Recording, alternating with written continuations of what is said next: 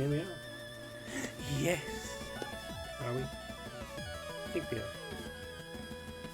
Should be. Good evening, everybody. Welcome to another fun-filled, relaxed evening of Stories from Saul, the Gun Dog. Where tonight, we're hoping to be able to upend this meeting. But good evening, everyone. How are you all? I hope you have been having a wonderful week. I hope you've been relaxed, carefree, chilling out, enjoying this recent spate of weather that everyone tells me is really nice.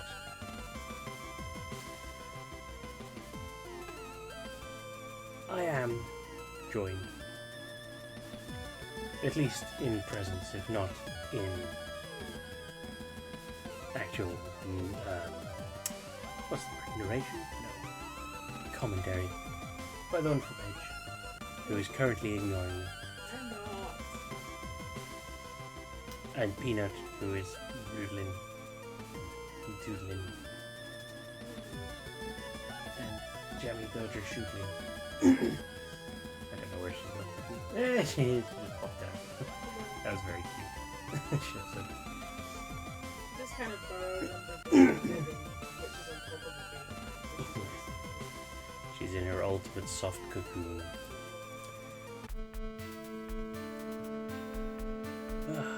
Yes. I don't really know where else to begin. It's just been a quiet couple of days. I've been quite tired today. Quite sleepy. Glad to have a nice chill one, you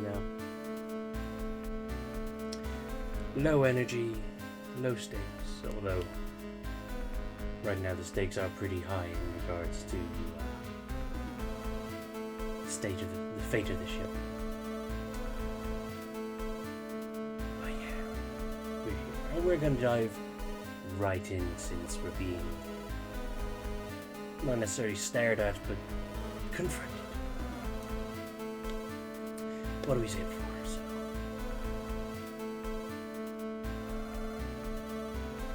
oh yeah, we're gonna try to find out who is actually responsible for the shit that's been going down. Even if we confront Vanessa and prove you're innocent, there will still be a murderer on board the ship. We won't be safe until we figure out who that is. We must figure out who killed our good friend, the Doctor. That leaves us with a new question. Who exactly is responsible for all this?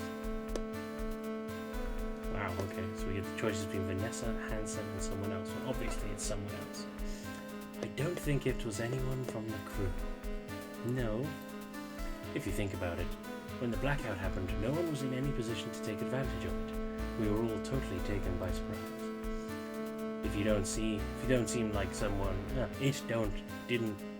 We're off to a rollicking good start. It didn't seem like something that happened from within the ship either. The chief would have figured out what had caused it otherwise. Plus, the same thing happened to the O'Brien. These are all my logical points I was gonna bring up, but he's obviously beat me to it. It wasn't just the power going off that affected the O'Brien either. Their doctor was also killed. You did mention that in your report. Then we know that no one except myself had the means to kill the doctor in the way we can see he died.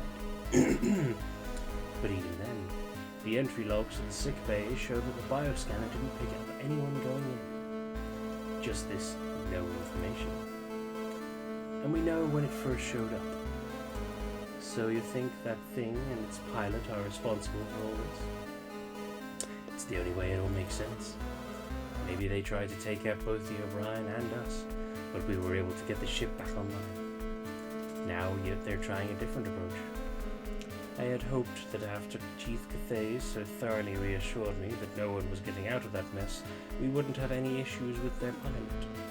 But I agree There doesn't seem to be anyone on board who could have been responsible for everything that's going on. There's no individual or even combination of crew that could have the required skills, agenda, and malice. But then, why? If this mysterious pilot is causing all this to happen, what's the benefit to them? Why would they do it? They're pirates, they're a spy, they're after Cassie.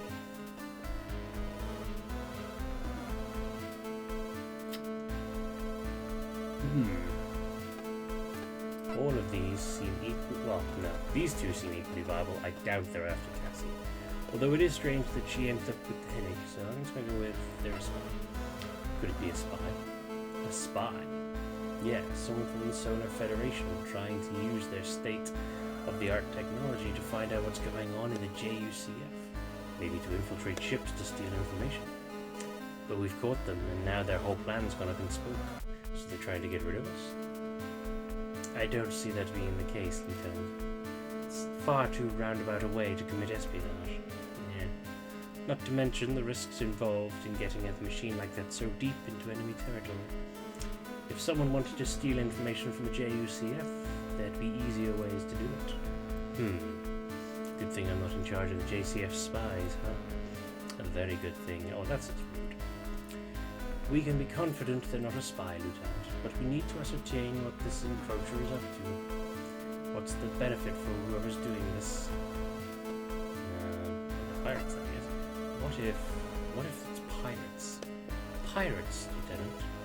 Right, they're a lot more common after the war, due to all the salvageable ships and armor frames lost out there. Maybe that craft is some pirate creation.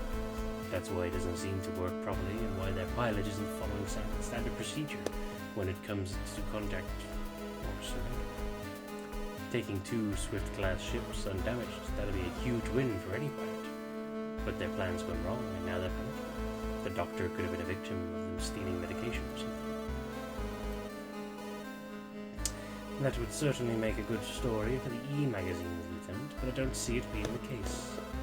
It's true that pirates salvage sunk or scuttled vessels and damaged armor frames, but Chief Thais has already confirmed there's nothing like that machine on our files.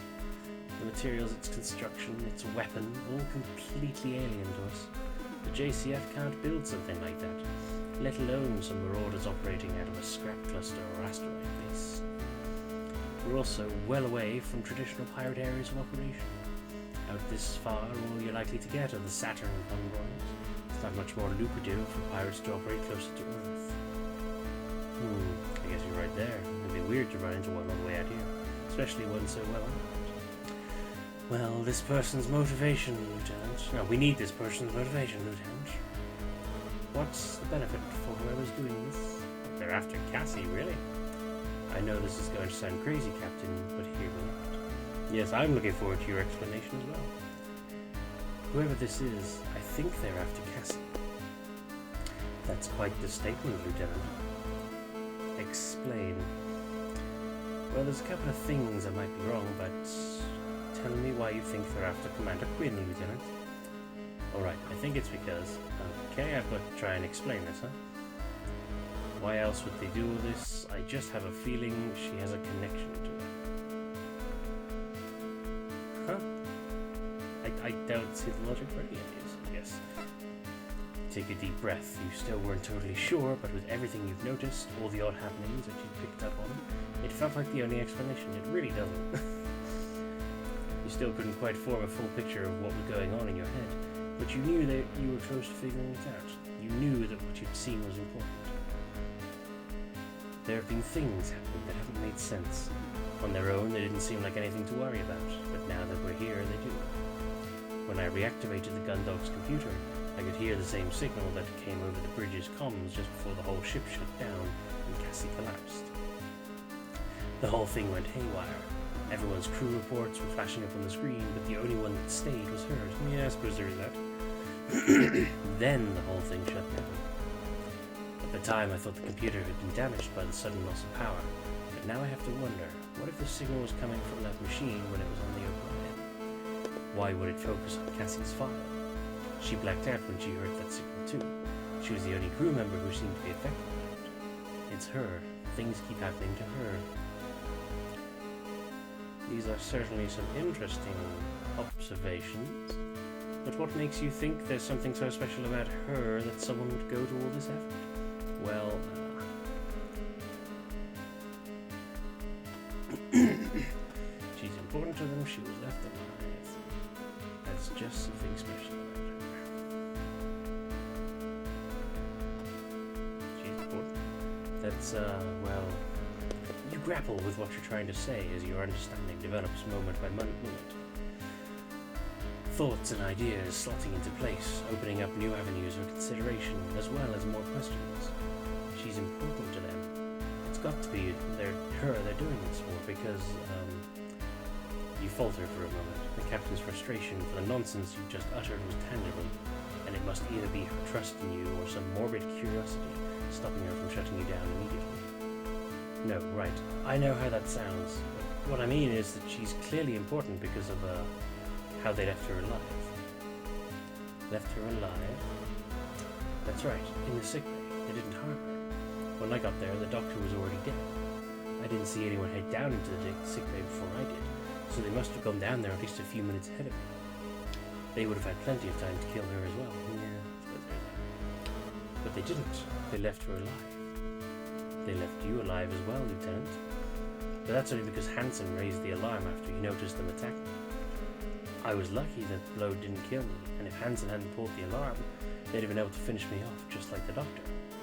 So they killed the doctor, they attacked me. Why was Cassie left unharmed? They wouldn't have left her alone unless they wanted her for something, right? The full force of the captain's steel-sharp gaze feels like it could penetrate right through you at any moment if you say the wrong thing. You've always been ill at ease around the captain due to her judgmental aura, and a constant sense of silent appraisal that comes with her stare. Right now, you feel like your whole premise is resting on the knife edge of her acceptance. The captain takes a long, slow breath in and holds it as she continues to appraise you. Eventually, she lets it out in a similarly drawn-out exhalation. How about these just aren't coincidences? How do we know these aren't... Wow, what is wrong with my eyes tonight? How do we know these aren't just coincidences, Lieutenant? There's still a lot we don't know about what's going on. Are you confident in all this? Yes, I am. What makes you so confident? With everything so uncertain, what makes you think this isn't just a big series of coincidences? I don't think so, man, after all. What ties everything together? They could have destroyed the Gundog? What about the fact that the Gundog is still in one piece? That craft, whatever it is, it ripped through the O'Brien like it was nothing, and then made it all the way to the Gundog. Why didn't it just destroy the ship then and there? Hansen and I saw how powerful its beam weapon is. It sliced through the O'Brien's armor with ease. If we'd been caught by the beam in our Juno, then we'd have been vaporized in a second. Why didn't it destroy the ship when it had every chance to? Why did it go dead at the exact moment it did, when we fly it right into our hangar? Why is the ship still online when that thing could knock it offline with a single signal? Why did all of this happen? And why does everything keep coming back to Cassie? The captain sways slightly with her eyes shut as a pensive, yet exasperate look swoops over her face. You realize just how passionate you've gotten in your attempts to convince her. Sorry, Captain, I think you're right, Lieutenant. You do. As you've laid it out, the sequence of events, what's happened to Miss Quinn, what we've seen on those logs, all of it seems to indicate that something is going on, and that something is centered around our Lieutenant Commander. If that's the case, and they've been thwarted before, we don't know what else they'll try. It's imperative that we get the Gundog out from under Lieutenant Lord's control. We'll need the entire crew to handle this. Yes, ma'am.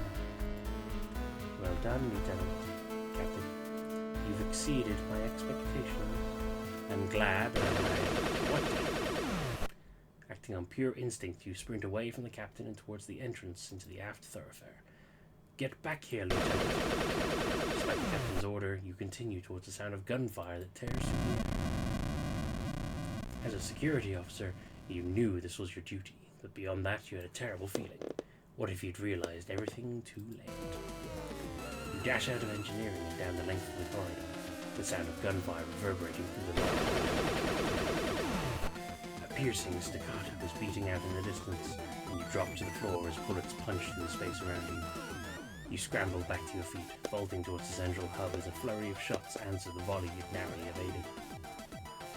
Another burst of gunfire cracks through the air just after you dive out of the thoroughfare, a clatter of bullets striking the wall behind you. More shots fall past you as you scramble along the floor, finally finding safety by pressing yourself up against the wall adjacent to the Forsyth Thoroughfare's entrance. Finch, what the hell are you doing here? The two ensigns crouch on either side of the entranceway. Hansen looks at you in confusion as Haru leads around the corner, firing off another burst.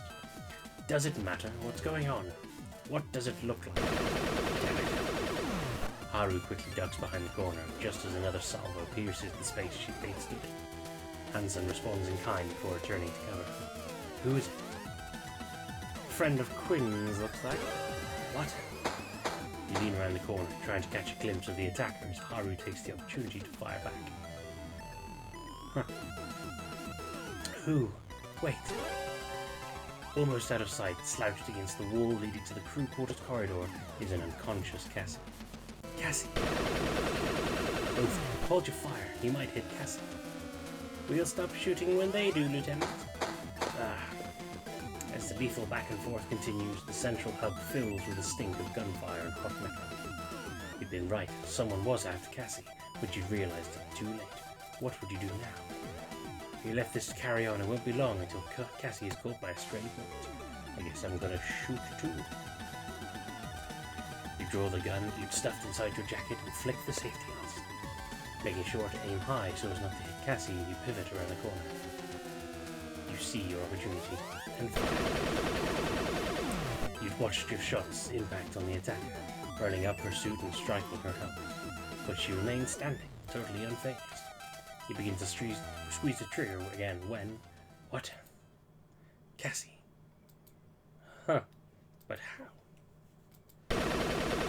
You pivot back around the corner just in time to avoid a slew of shots. What is that? Wait. It can't be. Whatever. Shifting his weight, Hansen prepares to fly around the corner and perturbed by this latest development. No. Huh? Dive into Hansen, forcing his gun upward, a trail of bullet holes marking the seat. Don't shoot! Get off me! Kurtz, they're moving! As Hansen shoves you off, you watch Cassie throw Cassie over her shoulder and disappear at the hangar entrance. Hey, stop! You spring up and sprint after the two, following through the open doors. You barge past the ensigns and leap down each set of stairs. As soon as the gravity begins to lessen, you vault the railing and drop down to the bottom. You stop right there. You yell as you burst into the hangar, gun drawn. Stood in front of the huge mass of machine and foam, staring back at you, is Cassie. Is what looks like Cassie. Despite her appearance, there's no recognition of you in her eyes. The usual joy that permeates her entire being is absent. The thing stood in front of you is a facade, nothing more. Hey, babe. So I figured, like, do you mind if I talk? Oh yeah, go for it. I figured, like, in this book it would be, like, really weird because the protagonist, like, bonded with her dad over planes before when she was a child, right?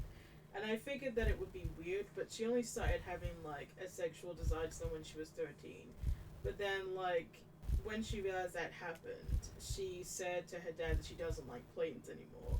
And, like, would pretend she was just really disinterested in me, like, in a really teenage way, and actually she was too cool to, like, go on plane trips with him and, like, go and see plane exhibits and stuff. So, like, she is saying that she was always repulsed by the idea because she was terrified of being, like, aroused in his presence because of being on a plane. And I'm just like, at least it's normal in the sense that she she's not like, oh, I'm just gonna go on a plane and be aroused anyway, even if I'm like sitting right next to my dad or anything, you know? Like, at least she was just like, I'm just gonna pretend I hate them so I never have to go through that like a normal person would.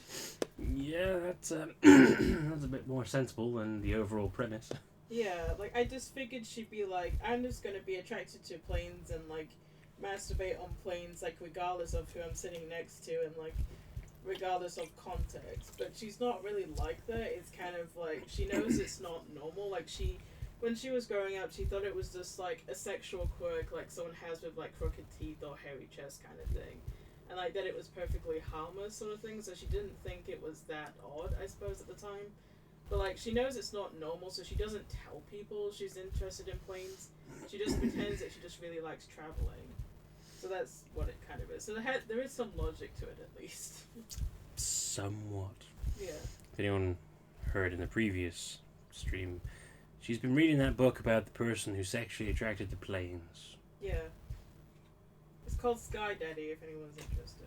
It's actually really good so far. I really like it. Like, it's really weird, obviously, don't get me wrong, it is weird. But, like, it is funny and also kind of sad at the same time because Linda, the protagonist, is also really lonely. And I feel really bad for her because it's more like she has like an addiction, I guess, to like traveling, because she goes there, like, she travels once a month, like she saves up specifically to go on a plane like once a month and everything like that. And in the meantime, we'll watch like plane takeoffs and stuff to like masturbate to. And it kind of just makes me think it's more like a porn addiction or like someone who has like an addiction to like escorts or something, but just planes instead of people. So it kind of makes me feel a bit sad for her, I suppose. Because, like, where exactly are you supposed to go with this sort of thing when it's not as if it's a common thing that people are attracted to objects or anything? It's definitely an old one. One I can't wrap my head around. I mean, remember when that woman, like, married the Eiffel Tower in 2007? Yeah, You remember that? I do. There's a whole documentary about, like, women who are attracted to inanimate objects. That was weird. I always thought it was just a fake thing, because surely people would do that so they get attention and maybe get money for it, you know? But like, I think it is an actual thing that happens. Yeah. It's a real thing. It's just extremely rare, I think, like less than 1% of people or something. Less than that, way less than that. Yeah. Bear in mind that 1% of people would still be, what, 80 million? Really? Yeah. Oh, right, yeah. Okay, so like 0.01 or something. 0.00001, more like. Yeah. Going way down. Yeah, I guess that makes sense. Because I have seen documentaries about men who are actually like in love with their cars, like not in like a way men get like obsessed with their cars, but like to the point where they see romantic relationships with their cars and will have sex with them and stuff. In a Christine way. Yeah. Only that, I don't think he fucked Christine though. At least No, not, but the car wanted to. not in the movie, but did he do it in the book? No, but the car wanted to. Did she? Yeah. Yeah. I'm assuming he said no. Well, no, it's not like a proposition. It's still a car. Oh. So what is actually the secret? That it's like a ghost possessed the car? Or Well, you're what? going to have to read the book, aren't you? I feel like I did years ago. I don't Well, then remember. you should know the answer. I don't remember. Okay. Sorry, I just wanted to say that because I just find it quite interesting. There's actual logic to it. And now back to this other weirdness. Who are you? What do you want? You glance to her side and see Cassie, your Cassie, slumped beside the silent imitator. Cassie. You raise your gun and level it at the duplicate, but your hands are shaking too much as you stare down the sights at the face of your beloved. Just give her back and I won't shoot. A slight movement catches your eye, and you look past your target at the entombed craft behind her. Yeah, I had a feeling it wasn't, Oh.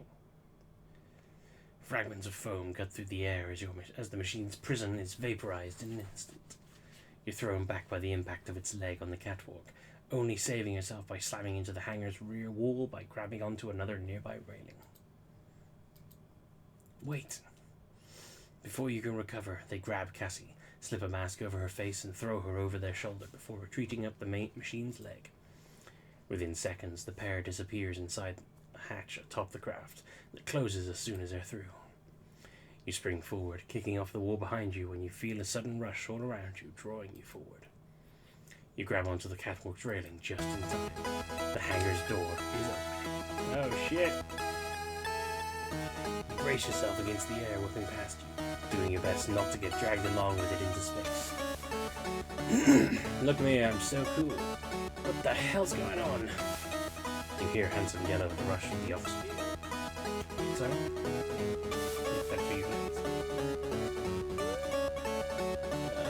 You hear Hanson yell over the rush of oxygen. You glance back to see him and Haru hanging onto the hangar's entryway. Get back here, this whole place is depressurizing. They've taken Cassie. We've got to get her out of there. You shout back, the torrent of air continuing to rush out of the hangar, snatching the words from your mouth as soon as you say it. What are you talking about? Get over here!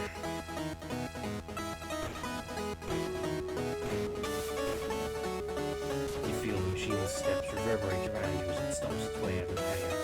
Its engines ignite and a searing blast of heat hits your back as it soars away from the building. Give it up! She's gone! Get back here! Cassie had been taken, whatever that machine was, whoever its pilot was, she was with them now, hurtling away from the ship. Hanson and Haru remained clinging onto the doorway, gesturing for you to get out. Even if you could convince them to help Cassie, would Vanessa let them go in their armored frames? Maybe she was already ordering Dylan to fire on the craft. It's up to me. I've got to. I must save Cassie. I must save her. I can't just let her go. She needs me. But I'll have to. I need to. Save Cassie. I need to save her. It's up to me. If I don't, no one else will. But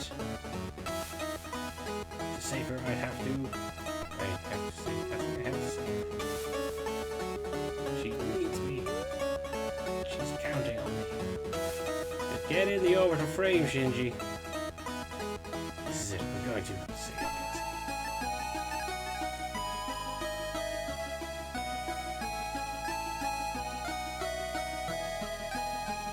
Save Cassie. You turn and bring your right leg up over the railing. Don't! The ensign lunges out to grab you, but it's too late. You throw yourself into the void of the hangar and are snatched away by the back. You just manage to grab onto the Juno as you fly past it, your arm nearly wrenched from its socket by the force. Despite the pain, you hang on and pull your way towards the access panel by the cockpit, fighting against the rush of air that continues to buffet against you as you input the series of commands to open the hatch. As soon as it's open, you clamber inside and grab an emergency oxygen mask, sealing it over your face as you activate the armored frame. Using the combination of switches and buttons required to start the machine, you feel a dull rumble followed by a swelling vibrations as the systems throughout the cockpit are illuminated one by one. You grip the flight sticks and squeeze, breathing deeply and slowly. You can do this. As you push down on the pedals, the Juno walks forward and you direct it to grab a machine gun from a nearby rack of weapons before turning to face the open hangar door. You peer at the main monitor, trying to locate the enemy craft against the stars, but are distracted as a window opens on the screen to your left and a shrill voice yells at you from the monitor speakers. You, in the Juno! I haven't given anyone permission to launch an aft. What? Lieutenant, what are you doing in there? You're supposed to be locked in your quarters. Back up here now. Sorry, Lord. I'm going after Cassie. You're what? You're not leaving the ship, you traitor. Get out of there and get to your quarters now. If you don't, I'll...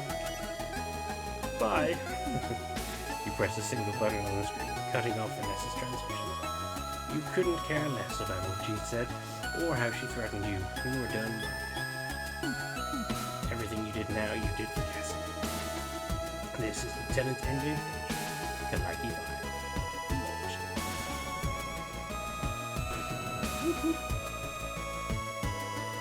You slam both flight sticks forward, just as you watched Hanson do during his duel against the machine, sending the Juno tearing through space towards where you'd last seen the kidnapper's craft.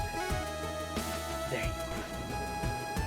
You force the controls as far forwards as they will go, demanding every last ounce of thrust available from the engine. The cockpit begins to judder around you, but you don't let up. between your armored frame and the machine closes, it quickly comes within visual range, and you notice it remaining still, almost like it had been suspended in space. In front of you, you see a strange shift in distortion, as if the space ahead of it had been torn open. You're not going anywhere. With a twist of the flight sticks, the Juno banks right, and you bring yourself around in a wide arc, building up speed until, boom, give her back. Your head is still ringing from the impact, and you taste blood in your mouth, but you manage to regain control of your armored frame, raising its machine gun towards the enemy.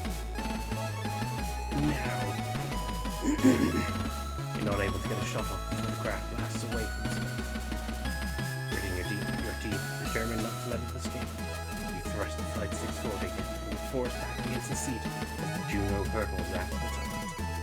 You can hear the engines begin to whine, and the main monitor is full of warnings and alerts, but you keep the controls where they are, not wanting to give the enemy a moment of reprieve. Slowly, you gain the strange craft.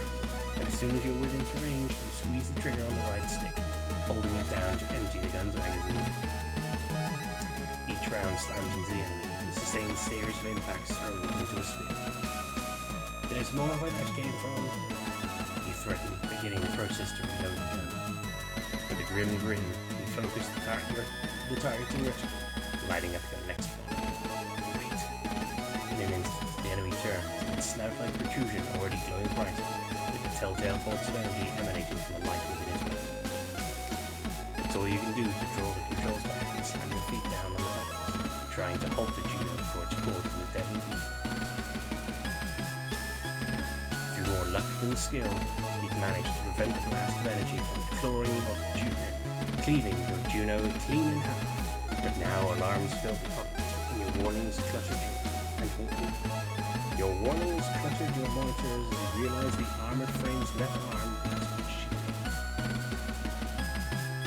You struggle with the controls as your off-balance machine careens through space, its fine calibrations now thrown off by the loss of its end.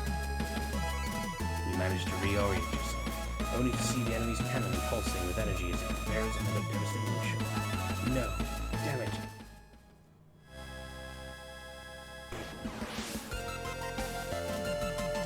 Surprised you lasted this long, Finch.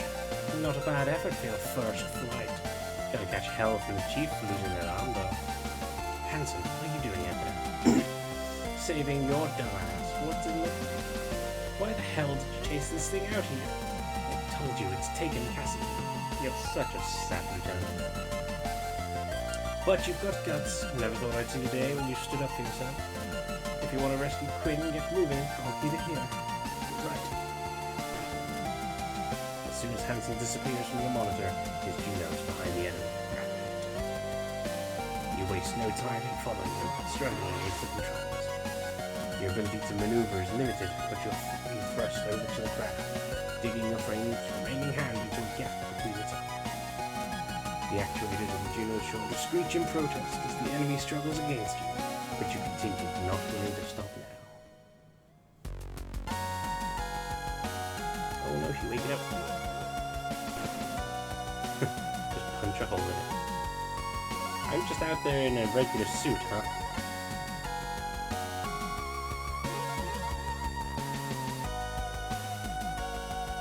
You guys not cold, maybe? Cassie. You're mildly shocked. Your mouth is slightly open. You pull Cassie into the Juno's cockpit, closing the hatch behind her. As you float together in the enclosed space, arms wrapped around each other, you savor the moment. If it was possible, you'd never let Cassie go again, but with a sigh you release her, taking both her hands in yours. Cassie, are you alright? I think so. You can tell from the look in her eyes that she's still a bit dazed, but otherwise you can't see anything that worries you.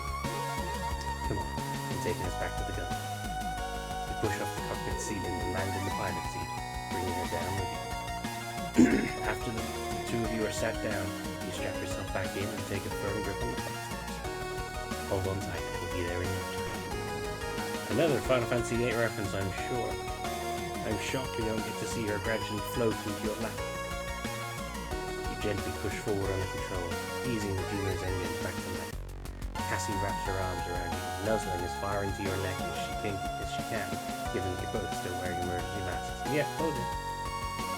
You breathe a sigh of relief. The Gundam grows larger on your screen as you slowly fly towards it. The enemy machine has been taken out. Cassie is back with you. Everything is alright again. There might still be things to deal with when you get back to the ship, but at least Cassie is safe for something. You let out another deep breath, unsure whether you want to laugh or cry. Instead, you relax, loosening your grip in the twin sticks and gently resting your head on Cassie's, bringing your right hand up to slowly stroke her hair. Your armored frame continues its slow flight towards the ship. The only noise in the cockpit is the dull hum of the engine's vibrations, and both of you breathing softly. You still sit up slightly. You sit up slightly and look down at Cassie, who's still burying her face in the crook of the knife. She spoke so softly you weren't even sure she'd actually said anything, until she begins to speak again. What's going on? I remember getting taken to my quarters. Then there was this woman, gunshots. Now I'm here. I think she wanted to take me somewhere. I could feel what she wanted. It was going to be somewhere really far away from you and everything. You continue to gently stroke her hair, your fingers working through the strands to run gently down her neck and back. What happened? You're silent for a few moments, but eventually take your free arm and bring it around her shoulders, drawing her in tighter. I don't know. I don't know how to find out either. But whatever happens, I'll be here with you. I won't let anyone take you away again. You can feel the gentle pull on the fabric of your shirt as Cassie pulls her hands into fists, clenching material between your fingers. I love you. I love you. Love you. No.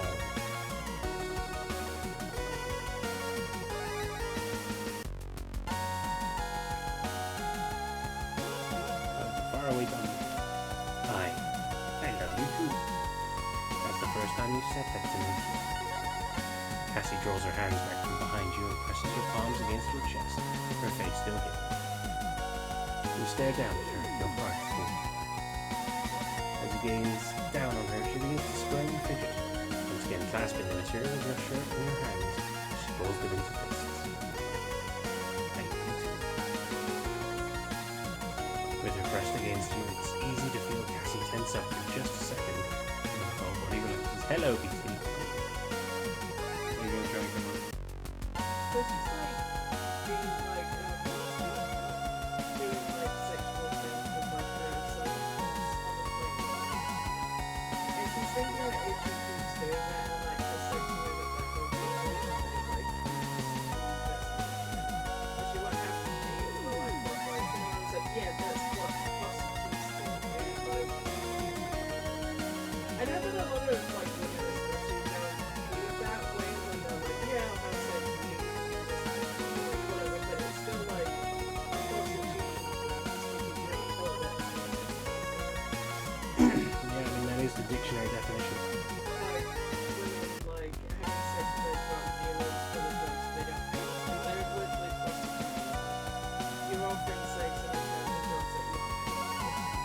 I don't understand how a lot of women think of that. I don't. It's so obvious that she's relieved, you can almost feel it too.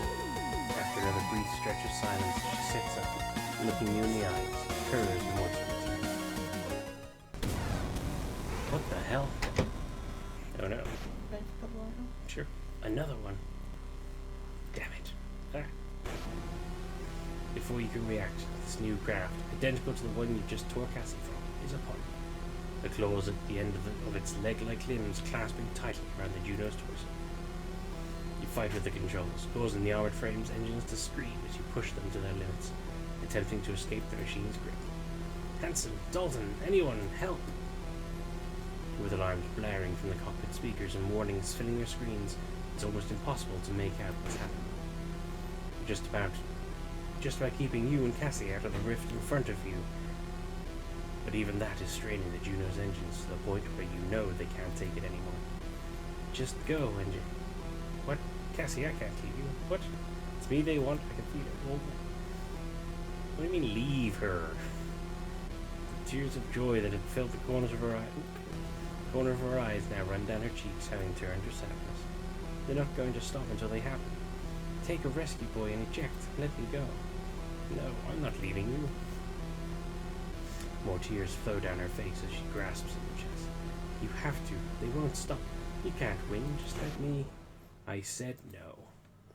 Take hold of Cassie by the shoulders, looking deep into her eyes. You know she's right. You can't win. But you're not giving up now. I told you, no one was going to take you away from me. If they're taking you, they're taking me too. You grab Cassie with one arm and slam the flight stick forward, sending you speeding towards the sheer face. With a roar, you all plunge into the rift. You don't know why it wants Cassie. You don't know where it's taking her. But you know one thing. She won't be alone.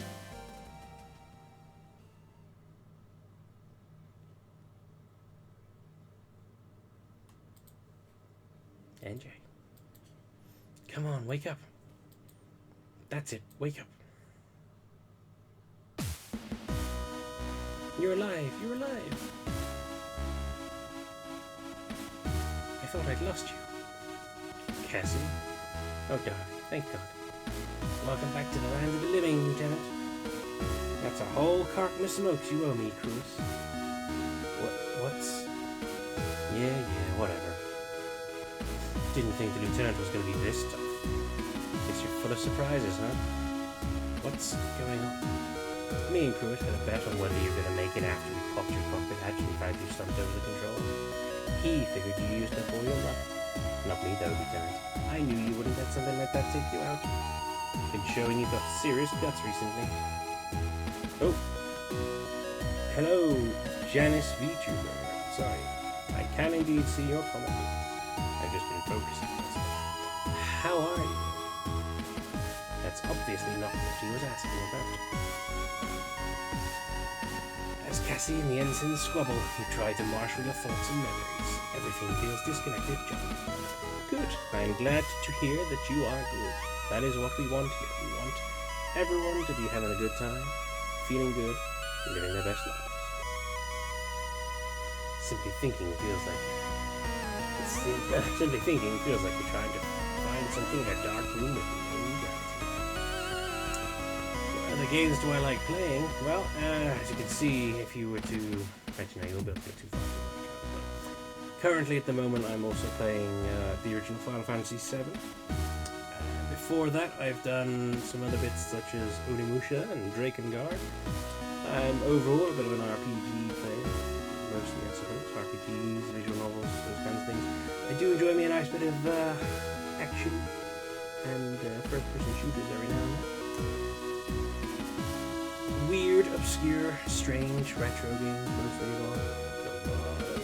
How about yourself? I'm assuming by the title VTuber that you also do a little bit of streaming yourself. Caught in the story.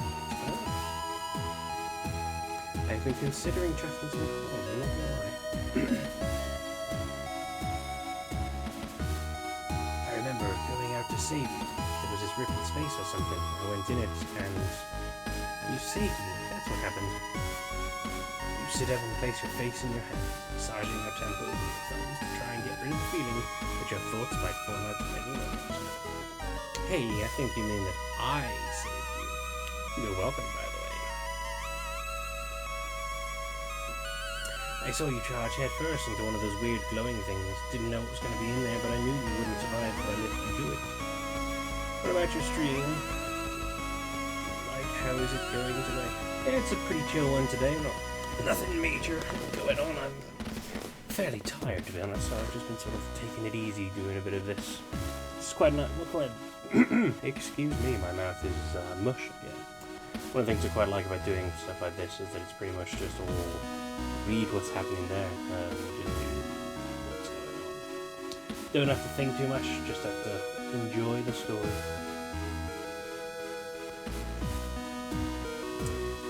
Beyond that, it's just we've got a small group of people who occasionally show up. What do you think about the customization of my channel? Well, I have been sort of learning in the background to do some overlay stuff because I want to do like little border with my social life, just sort of keep everything organized, you know? That sort of thing. So, like a good crewmate, I went in after you and dragged you and Quinn back out. Brought you here. You do the same for me, right? You reach out and grab the nearby railing, pulling yourself up to your feet. As you do, the sensation of your head being flooded with thoughts and memories intensifies. The graphics professionally since the last 4 or 5 years uncommissioned are very good. I'm assuming you've got like an Instagram or something? Like to see some of your stuff? Yes. If you feel like if you've got Instagram, that's probably the best place to Discord. I do have it, but I don't really use it that often. So if you have Instagram or Twitter, those would be your best bets to get a hold of me. I'm on both of those under the TARDIS tent, so I feel like I've got some links for those, or if you want to go find me and like follow me and DM me or whatever it is the kids say, I'll happily take a look, see what you got going on. Janice, you are I shall check it out. Like I said, if you want to find me on there as well under the TARDIS tent, then I will certainly accept any friend requests and take them with you. You steady yourself, but keeping your focus feels like trying to carry a glass full of water that's been filled to the brim without spilling it. Wasn't this? Take it slow, don't rush. You sure you're ready to be up and about, Lieutenant? Yeah, I'm fine. You push away from where you stood at the tree, falling unceremoniously to the catwalk and slamming your forearms and knees onto the walkway. Are you okay? Alright, only so much of this I can watch. Come on, Quinn. I'll grab him. Let's get him up to the mess hall. Maybe a coffee will sort him out. Right, thanks. Hansen comes over to you, brings your arm up over his shoulders, hoisting you up without much delicacy. As you head towards the hangar's exit, Cassie follows close behind you, her hand resting tenderly on the small of your back. Once you're near the stairs, you move away from Hansen and begin to make your way up towards the Forsyth thoroughfare, each step becoming easier as you will yourself to walk unsupported. Cassie, what's happening on the ship? With Lord and... Hey, less talking, more walking. We'll free you in later. Don't worry about that right now, honey. You look around the Forsyth thoroughfare to see everything looking shockingly normal. Please share your Insta username. My Instagram username is the TARDIS tent, much like my Twitch, all that jazz. I go by. I'll type it in for you.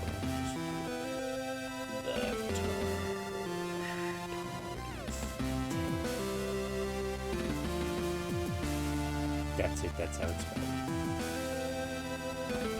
I can be found everywhere with that: YouTube, Twitter, Twitch, Instagram. Oh, there we are. Follow back. Follow back. Crafting emotion through every stroke, transforming visions into reality. Very good. Nice simple strapline. You didn't know what you were expecting to be out of the ordinary. Seeing the thoroughfare as it had always been, seeing liminal peacefulness, soundtracked by the gentle hum of the ship's systems, made you feel reassured. Maybe it wouldn't be so hard for things to go back the way they were. It takes you longer than usual, but Cassie follows patiently behind you until you reach the mess hall. Alright, take a seat, you two. I'll grab some coffee. You sit down, still woozy. Hansen orders 2 coffees from the vendor. Cassie sits behind you, gently rubbing your back as you try to get your head to stop spinning. There you go. Take it easy and drink up. I'm sure Captain Bartlemews has a lot of questions for you. Captain Bartlemews? But what about... Ah, there you are, Lieutenant Quinn, Lieutenant Finch. Ma'am. Ma'am! At ease, you two. But, Captain, what are you doing? What about the ensigns? What about Lord? Lord? Ah, yes, Lieutenant Lord's little dalliance of command. Thanks to Chief Cathays, that's been dealt with. The Chief. something I can help you with, Lieutenant? Captain Barton said that you dealt with Lieutenant Laura. I resent being made to sound like an issue on a daily maintenance log. Thank you very much. Lord. You spring to your feet, your head snapping back between the two ensigns, trying to see who can move first. What are you... Honestly, Lieutenant, don't make this so awkward. I'm here to... Come on now, Lieutenant. Let's hear you say it. Apologize. It seems that based on what happened in the Foresight Thoroughfare, your actions out in space, what I was told by the crew, I made a mistake. So I thought I'd apologize. Sorry, Captain, Lieutenant Quinn, everyone. Oh, that's okay. I didn't even realize anything was going on. I've been so zonked on painkillers, I slept through almost everything. What's been going on? Well done, Lieutenant Law. That was very good.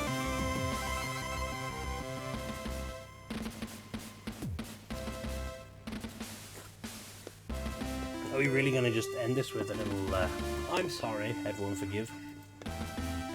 So then, I'm sure we can all agree to put this matter behind us. Put this behind us. The sensation of being lost in a shoal of your own thoughts returns. You can barely grasp the situation. You said your work fantastic. I will take a good look once I'm done with the screen here tonight. I will message you and let you know what I think. Anyone else listening wants to check out some work? I'm sure Janice VTuber has some good stuff lurking ready for your enjoyment. Is that it? After everything that happened, Vanessa apologizes. The captain agrees to move on. Are you alright, Lieutenant? You're not looking very well. Captain, just what is going on? This is all so... I think you should calm down, Lieutenant. Whatever happened to you out in space seems to still be having something of an effect. You could probably do with eating something. Now there's an idea. Why don't we all sit down for a meal together as a crew? Chief Cafes, gather everyone up, would you? I'm on it. Alright then, who's first? A loud noise, a combination of a growl and a gurgle fills the room, causing everyone to look towards Cassie. Well, it has been a while since I ate anything. Any chance of a burger? Of course, Commander. Followed up by your favorite, a pineapple salad.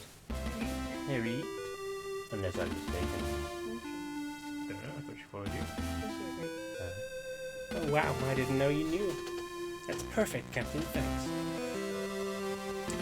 You never thought you'd see the captain happily begin ordering meals for the crew from an event mate, but she does just that, listening to Cassie's instructions on her personal preferences. You slowly slide back into your chair, cautiously eyeing the two ensigns of Vanessa.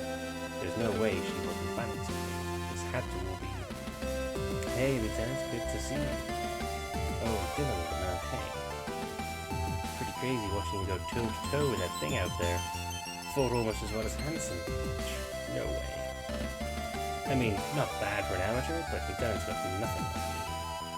Lieutenant Finch, Commander Quinn, you're safe. I was worried about you guys. That thing looked tough. Ah, thanks, Cadet, but you had nothing to worry about. My hero was there to save me. There we are, Commander. Thanks, Captain. With the noise of the entire crew's chatter filling the mess hall, you find it hard to think. Your thoughts remain difficult to line up, instead flowing like mercury. As you watch Cassie raise the burger to her mouth, memory does bubble to the surface. Wait, Cassie, you can't... Huh? What do you mean? Your, stomach, remember? The doctor said. There's nothing to worry about, Lieutenant Finch. I made a mistake in my diagnosis. The synthetic fluid was not the issue.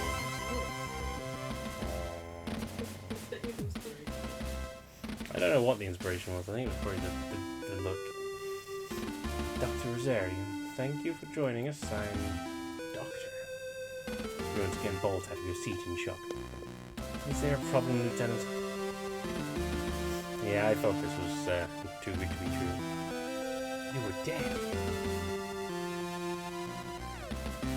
I saw you. We saw you. You can't be here. Ah, I understand. No one else on this ship is a qualified physician, Lieutenant. Therefore, no one was qualified to assess if I was recently really deceased. Fortunately, the injury was not as severe as had been assumed. But Hey, come on, Lieutenant. You're killing the mood. Doc's fine, wouldn't it? Wouldn't be up and walking about if he wasn't, right? Yeah, take it easy, then. Are you feeling okay, honey? Good, go to the sick bay for a lie down. Yeah, honey, do you want to have a little nap? Be quiet, Ensign Cruz. Your mind is a maelstrom at this point. Everything feels wrong. But it's all happening. All right in front of you. How can you argue with that? Come on, honey, have some pride. You shake your head at the offer, placing your head back into your hands. Cassie starts rubbing your back again, although quickly begins eating her fries with her spare hand. The crew eventually starts to chatter amongst themselves, whilst Captain Maris takes orders and retrieves meals from the vendors, serving them with a level of cheerfulness that continues to leave you disquieted. There, I believe that's everyone. Oh, before I get started with my meal, Commander, I was hoping you could help me out with one thing. Oh, sure, Captain, what's up? The ship's emergency input codes, are they generated and adjusted regularly, or is it specifically prior to departure? Why would she ask? Come on, Captain, you know that. You're the one that sets them, after all. Well, that it's initially prior to departure, then every 5 days or per enemy encounter. Whichever comes first. Of course, thank you, Commander. No problem, since the captain asked me. Oh, yes, Vanessa. At what distance do we typically start transmitting our security clearance prior to announcing we intend to dock at a colony? What are these questions? They're attempts to obviously circumvent any proper protocols and break in. We've become a breach. Oh, that's specific. I mean, once we're cleared for approach, is our docking confirmation signature specific to the ship, or does it depend on a combination of factors?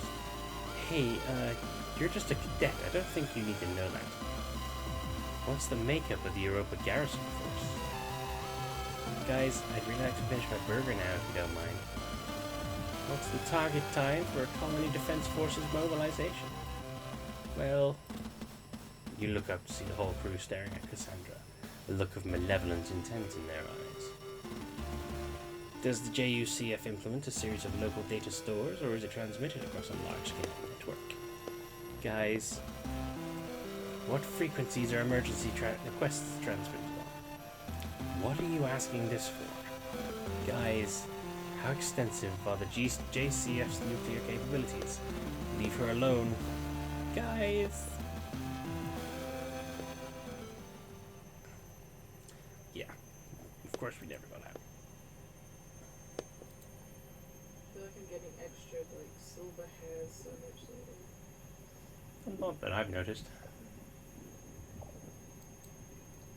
A silver fox. No, vixen. You're getting there. One day. Another failure. Which incompetent calibrated this engram harvester? It's not subtle enough. We've been having difficulty with ensuring that the harvesting process is suitably... I don't care what you're having difficulty with. Rewrite the program.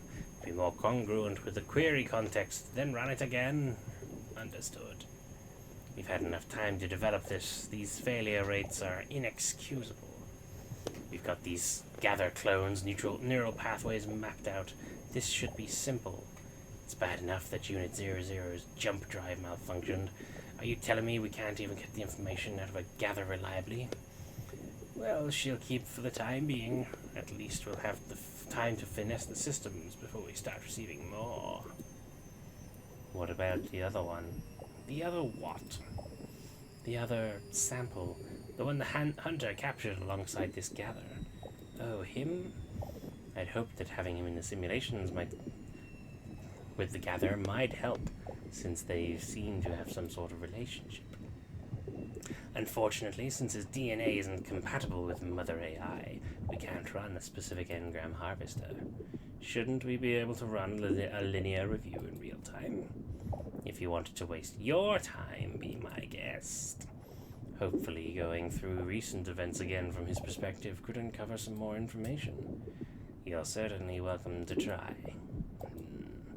If you do find anything pertinent, notify me immediately. Understood. Oh, one more thing. Do we have the output of the engram harvest we carried out on the additional subject?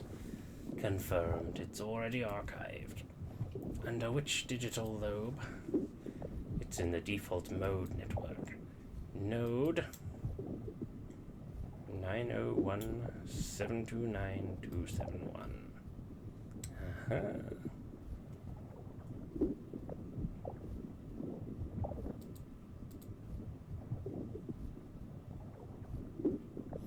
To reclaim what is the right of the people in the here and in their what name something her honor we recommend.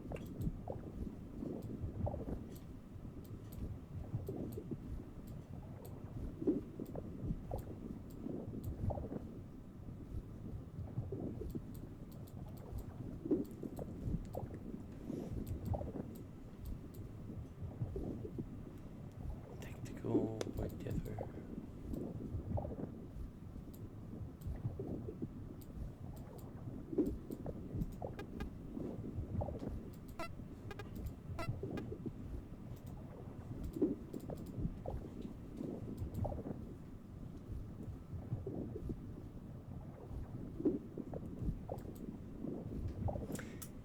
Excellent. Send me that reference. It might be useful for review later. Now run this one again. Once you've started her engram harvest, you can do the same with the others. Understood. Yeah. So, like, am I going to stop? Sorry, not yet. Okay. It was creepy, wasn't it? May 6th, planetary calendar 214. Europa Colony 01.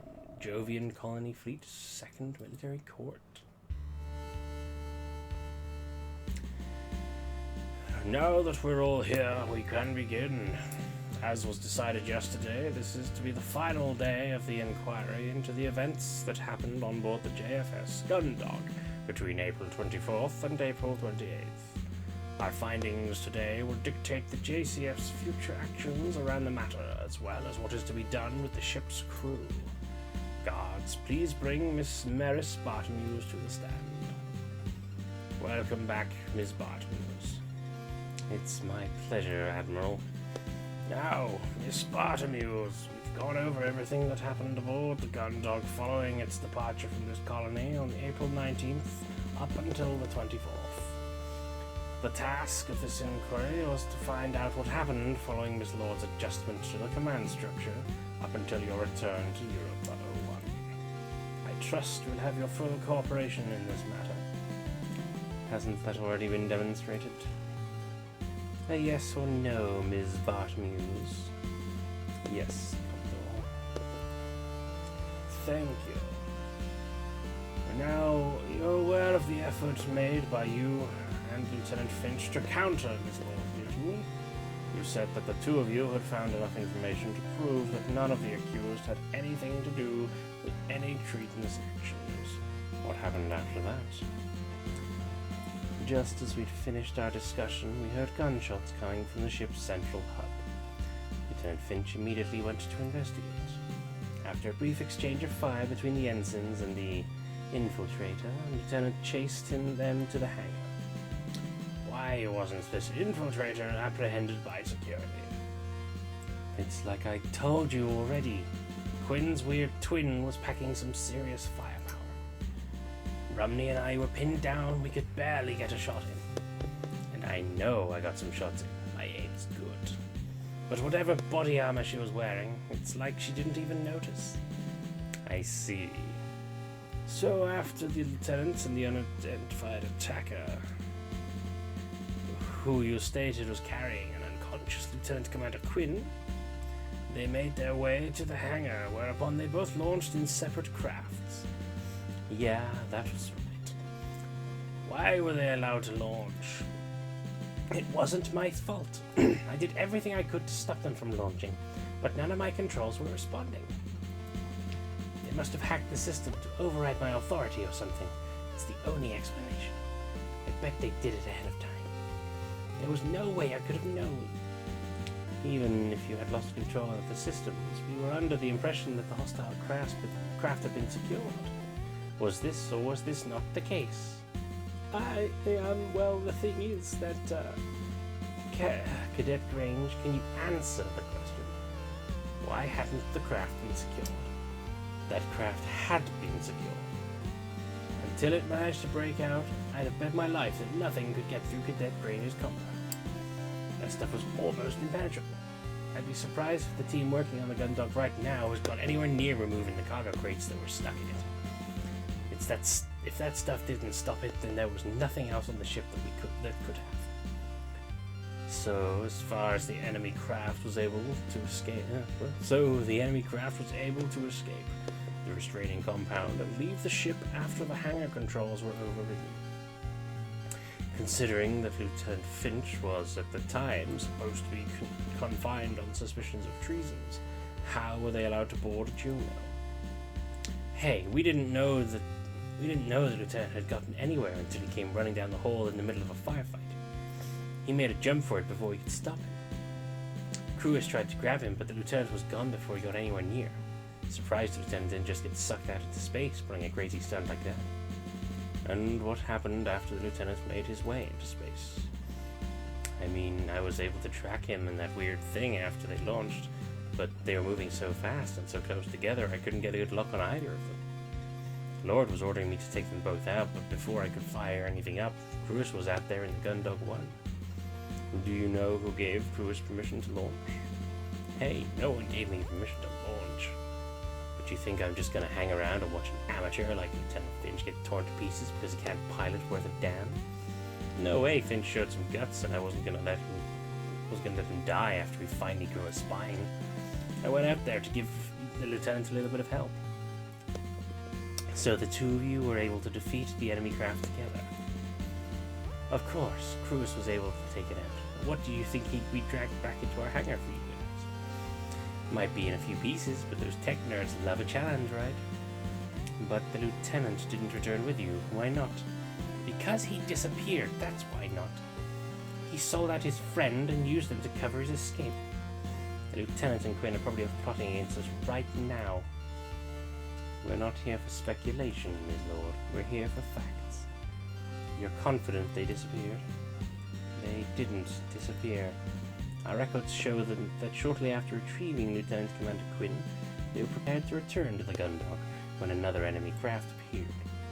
Gundog 01 was still busy with the original craft, and with a damaged Juno, the lieutenant was in no position to fight back. They were dragged off. Dragged off? That's what it looked like, but I think it may have actually been a boson jump. Oh, what? A boson jump, Commodore. If you think about how the HFDD works, by warping the space around the ship to allow it to move significant distances, then a boson jump just does something similar, but connects two unique points in space, letting a craft move directly from one point to the other. All theoretical, of course. The energy requirement alone would... Alright, thank you, Chief Engineer Cathays.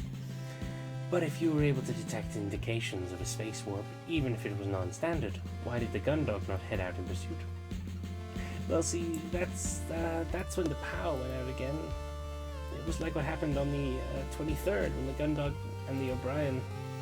If we'd been any closer, the electromagnetic pulse would have overloaded our key systems and we'd have all been fried. So the ship was immobilized. What did you do then? Guess I was lucky. Holding onto that trash machine must have shielded me or something. Once the lieutenant disappeared into that freaky light show, I dragged the wreckage back to the Gundog. Got the power back online and slunk back here, tail between our legs. Who ordered the return on to Europa 1, Miss Lord? Ha! Nope. That was Captain Bartolomew's doing. What happened to Miss Lord's assumed command? After Bartlemews helped the chief get the engines back online, she found me and threw us in the hangar. She'd rounded everyone else up and told us we could either fall back under her command, or she'd get the chief to throw us out the airlock then and there. So we followed her up to the bridge, watching her slap Lord from one side of the room to the other, and yeah, that was kind of it for Captain Lord. What happened to her after that? It was an abuse of power, plain and simple. I wasn't given the opportunity to state my case. There was no hearing. I was immediately confined to quarters. As soon as this inquiry is over, I want to open a grievance against Maris Bartlemews. Thank you, Miss Lord, but at the moment we just want to know if you're aware of what happened after you were confined. I'm sure you must have all the information you need on that from the ship's logs covered up. From the beginning, for the benefit of the inquiry, Ms. Bartlemews. From that point on, the Gundog's journey back to Europa 1 was uneventful, and everything occurred as expected. We returned to the colony, immediately notified the command of the craft in our hangar. I submitted my report on the events that had taken place since our departure. And here we are. Thank you, Miss Bartlemews. The inquiry will be adjourned whilst we go over our findings. You'll be notified as soon as we have come to an agreement on our verdict. Guards, please escort Miss Bartlemews back to the holding cells.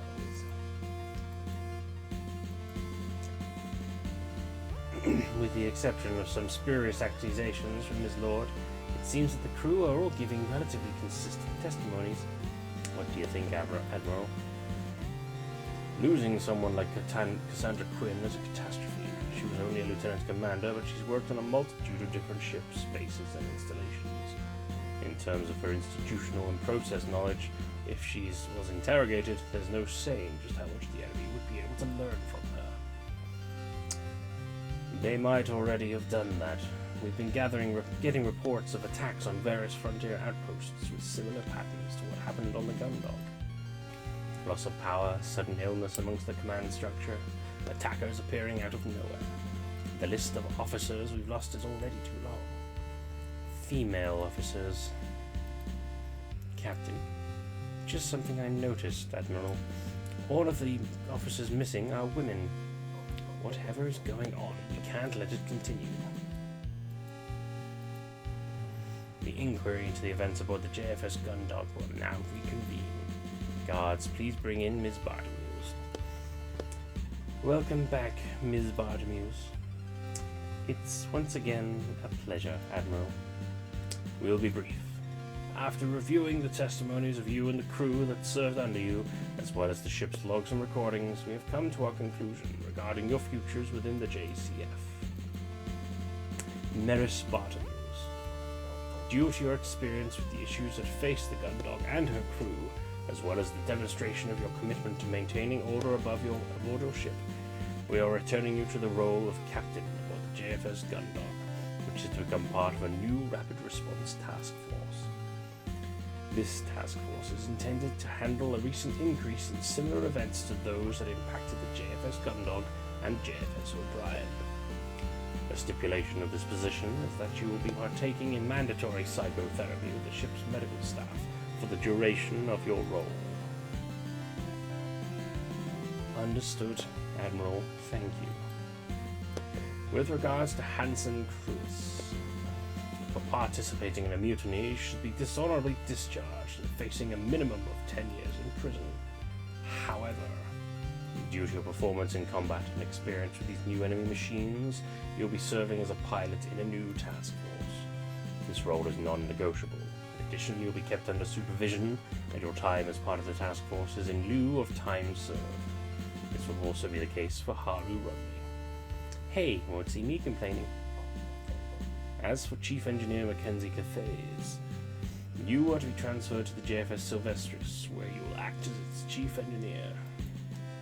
Sylvestris will serve as the flagship of a new task force. Because of this, we are removing Cadet Dalton Grange from your instruction.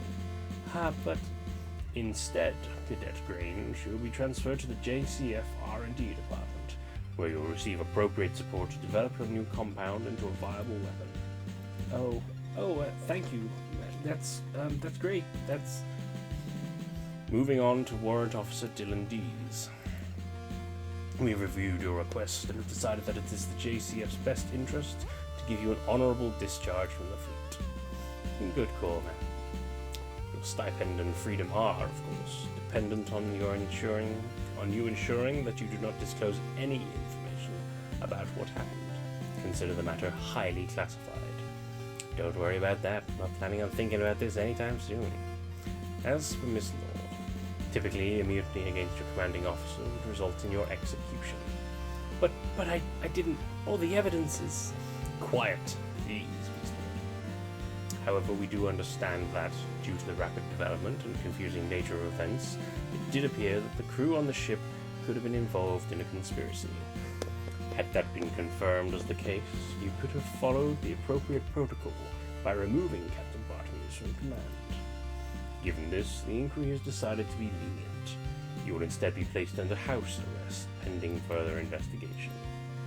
Understood. Thank you. Oh, I almost forgot. Dr. Safer Rosarian. Due to his death in the line of duty, he'll be given a posthumous 2-rank promotion. As we have been unable to contact any next of kin, the Doctor will receive a public service before his ashes are spread in the Europa Military Memorial Gardens. This judgment hereby concludes the inquiry into the events that happened aboard the JFS Gundog between April 24th and April 28th. All decisions are effective immediately. You are... One question before I leave, ma'am. Oh, Bartleys, go ahead. What is the plan regarding Lieutenant Finch and Lieutenant Commander Quinn? I can assure you, Captain, finding those two is a top priority for us. I see. Thank you, Captain. As I was saying, you are dismissed. Well, there we go.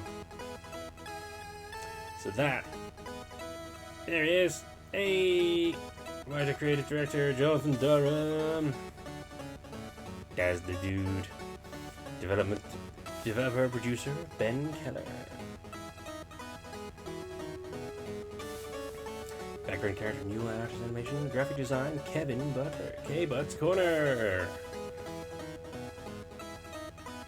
Music composition, audio production, Daniel Goodman. Flumby Dumby. You can see some faces go to these names. Additional composition, audio production, Alice Sisson. I don't know why I'm reading out the...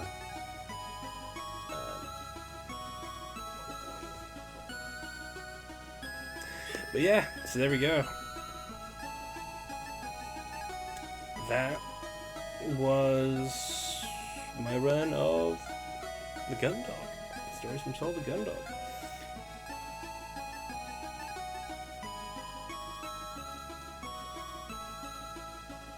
Shockingly, I'd say shockingly, very, very good. I've thoroughly enjoyed my time with this. So I am aware that the weird, pattern thing we saw was, your choice path, I believe.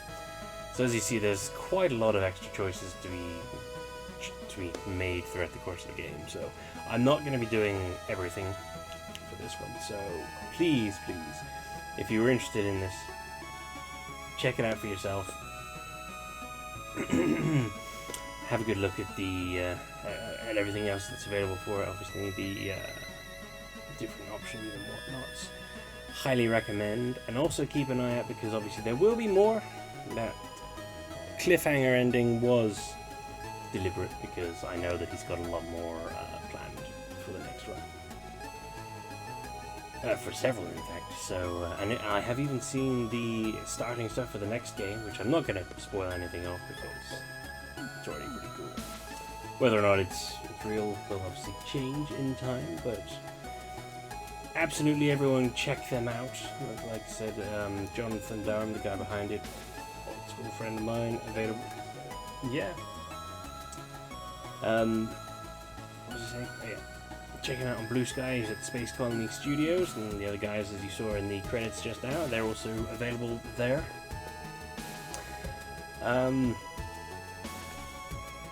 Yeah, I just can't really sell it enough. I feel it's excellent. I know this will probably wind up being a short one. I was considering doing something else for the next couple of minutes, but it's not really a lot of time, I suppose. So I'll just have to wrap it up with the credits on this, I think.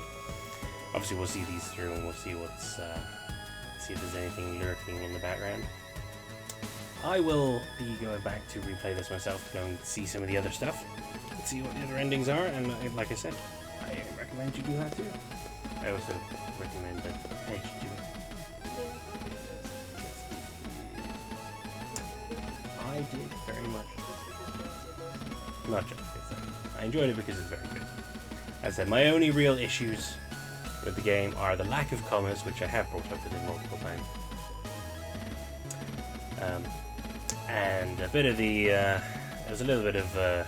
Confusion towards the end. There were some of the choice decisions, but or the not choice decisions. What am I on about? Team up with the captains. Yeah, so everyone gets their epilogue. It seems.